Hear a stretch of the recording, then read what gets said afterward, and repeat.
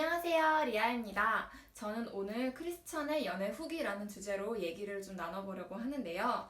저는 일단 2년 전에 결혼을 했고 2년 동안 결혼 생활을 하면서 깨달은 것들이 굉장히 많은데 이제 그 중에 크리스천은 어떤 연애를 해야 할까에 대해서 생각을 해보게 되더라고요.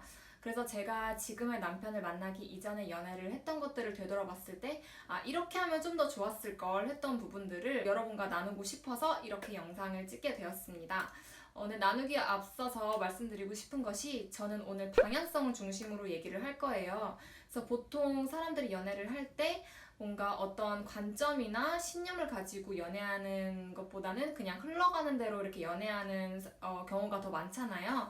그래서 저는 오늘 저의 경험을 바탕으로 크리스천이 연애를 할 때 이런 방향성을 가지고 연애하면 좋을 것 같다가 저의 메인 포인트가 될 것 같습니다. 네, 그래서 총 3가지가 있고 지금부터 나눠보도록 하겠습니다. 내 남자친구, 여자친구를 신중하게 선택한다. 여기서 선택한다는 개념이 굉장히 중요한데요. 다른 의미가 아니고 내가 이 사람을 사랑하기로 선택하는가에 대한 개념이에요.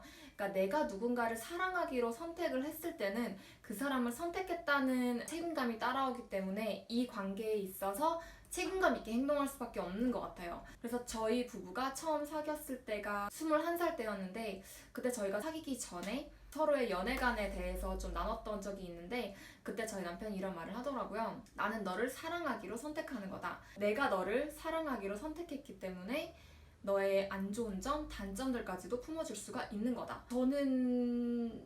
저는 이 말을 처음 들었을 때 뭐지? 사랑하면 사랑하는 거지 어떻게 사랑하는 걸 선택하지? 좀 이런 질문들이 좀 생겼던 것 같아요. 근데 이제 시간이 지나고 지금 와서 생각을 해보니까 하나님을 통해서 배우는 사랑은 감정에 의한 선택이 아니고 의지에 의한 선택인 거예요. 그러니까 사랑에 빠지는 것이 아니고 사랑하기로 선택을 하는 거죠. 그러니까 하나님이 저희를 사랑하실 때 저희의 부족한 모습을 보고 갑자기 사랑을 멈추시진 않잖아요. 너는 왜 이걸 이렇게 못해? 너는 왜 이렇게 행동해? 난 너의 이런 점이 마음에 들지 않아. 그래서 난 너를 사랑하지 않을 거야. 뭔가 이런 식으로 말씀하시지 않으시잖아요. 그러니까 하나님이 우리가 아무리 부족해도 있는 그대로를 사랑해 주시는 것처럼 우리도 지금 현재 연인을 있는 그대로를 그냥 사랑해주고 인정해주는 거예요. 그게 다 사랑이라는 과정 속에 포함되어 있는 것이기 때문에. 근데 이제 여기서 그러면 사랑에 빠지는 것이 잘못된 것인가요? 라는 질문이 있을 수도 있을 것 같은데 절대 그건 아니에요. 하나님이 각각에게 주신 매력이 있기 때문에 좋아하는 감정이 생기는 건 정말 자연스러운 거예요. 그런데 누군가를 만나냐 마냐의 결정 가운데 있을 때에는 스스로에게 이런 질문을 해보는 거죠. 나는 이 사람을 사랑하기로 선택하는가? 분별력을 키운다. 여기서 분별력이라 함은 누군가를 만나기 전에 나 스스로를 돌이켜보는 시간을 갖는 거예요. 그래서 내가 지금 누군가를 만나도 되는 타이밍인지 혹은 그 사람이 나를 만나도 되는 타이밍인지 아니면 내가 혹시 외로워서 누군가를 만나려고 하는 건 아닌지 그러니까 이런 분별을 하지 않은 상태에서 누군가를 만났을 때에는 이 관계가 힘들어질 가능성이 좀 높은 것 같아요. 특히 저는 외로워서 누군가를 만나는 것을 굉장히 추천하지 않는데요. 왜냐하면 그러니까 외로워서 누군가를 만나는 것은 결국에는 난 너무 외로워. 누군가 나의 외로움을 채워줬으면 좋겠어.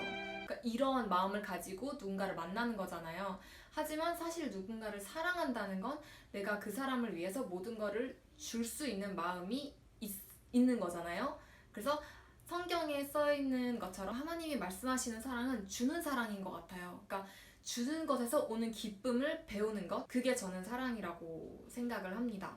혹시 어떻게 분별을 하면 되나요? 라는 질문에는 이렇게 말씀을 해드리고 싶어요. 저희 같은 경우는 끊임없이 서로에 대해서 계속 얘기를 하려고 했던 것 같아요. 솔직하게. 그러니까 나는 이런 상황이고 이런 사람이고 그리고 너는 어떤 사람이고 너는 어떤 지금 상황에 있고 이런 것들을 굉장히 많이 나눴고 물론 이거를 이렇게 나눈다고 해서 저희가 짧은 시간 안에 서로에 대한 분별을 막 하고 뭔가 서로를 알게 될 수는 없죠. 하지만 저희가 끊임없이 그러려고 노력을 했고 그리고 끊임없이 하나님께 간구한 것이 저희한테는 그게 도움이 굉장히 많이 됐던 것 같아요. 그리고 혹시 주변에 훌륭한 영적 리더가 있다면 그분께 조언을 구해보는 것도 굉장히 좋은 방법이겠죠?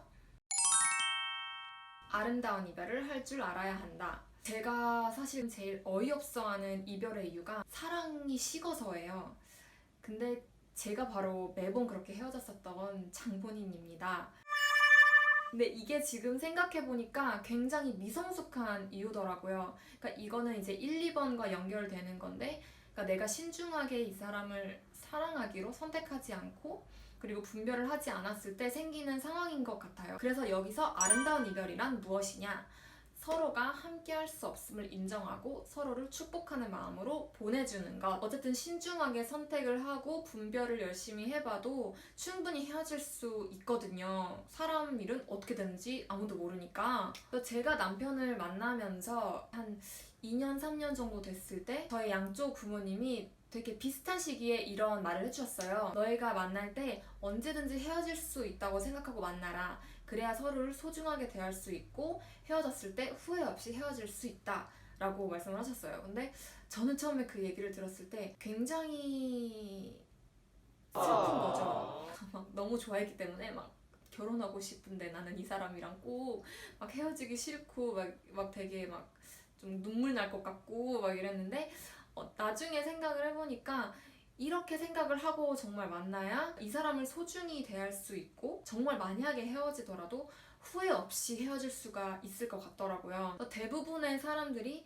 연인이 자신의 소유라고 생각을 하거나 또는 우리는 결혼할 거니까 라고 확정을 지어버리니까 오히려 그 사람한테 집착을 하거나 좀 막대하는 경우가 있는 것 같아요. 하지만 내가 이 사람과 언제든지 헤어질 수 있다고 생각을 하면 그 순간순간을 소중하게 생각할 수 있게 되는 것 같아요. 그래서 저희는 만나면서 가장 중요했던 부분이 하나님께 이 관계를 올려드리는 것. 이 사람이 나의 소유가 아님을 인정하고 존중해주는 것. 그리고 후회 없이 사랑해주는 것. 언제든지 헤어질 수 있으니까. 아름답게 사랑하고 아름답게 헤어지는 것이 성숙하고 아름다운 연애인 것 같습니다. 네, 여기까지 봐주신 여러분 너무 감사드립니다. 이 영상이 여러분께 정말 많은 도움이 됐으면 좋겠고요. 사실 이렇게 제가 방금 3가지를 말씀드린 것이 절대 실행에 옮기기 쉬운 것들이 아니에요. 그래서 저랑 남편이 이거를 다 막 완벽하게 따다닥 한 것도 아니고 저희도 이제 5년을 만나고 그리고 결혼을 하면서 이렇게 했으면 좋았을 걸 좀 이런 것들을 정리를 한 것이기 때문에 여러분도 이런 방향성을 가지고 연애를 한다면 성숙하고 또 지혜롭고 또 행복한 연애를 하실 수 있을 것 같아요. 행복한 연애 하시길 축복할게요. 감사합니다.